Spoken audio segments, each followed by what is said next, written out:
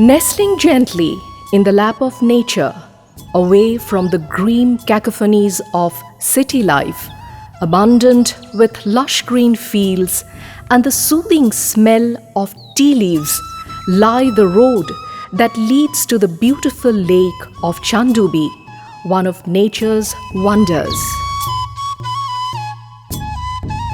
The people here are nature's own children, for even though modernity has descended to influence the lives of the nearby villages, the inhabitants have continued to stick to their cultural, social, and traditional practices, which are deeply entwined with the environment.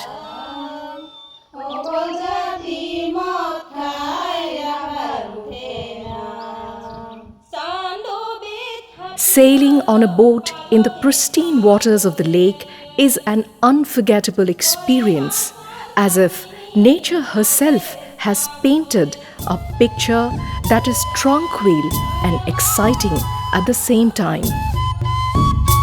Chandubi stands testimony to the fact that natural disasters are not always a curse and a bane. A massive earthquake that jolted Assam on June 12, 1897, resulted in the 5 hills getting submerged and leading to the formation of Chandubi. The area lies in the foothills of Meghalaya.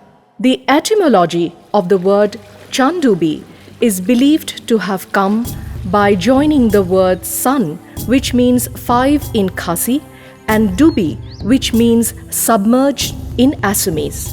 However, some believe that the origins of the word can be traced back to the British visitors of that time, who, enchanted with the lake's scenic beauty at the time of sunset, exclaimed in a mix of English and Assamese, Sandubi or sunset. Amidst the breathtaking natural scenery surrounding limpid waters, together with the warm welcome of the native people, lies the haven of diverse ecology and a beacon for weary tourist Chandubi.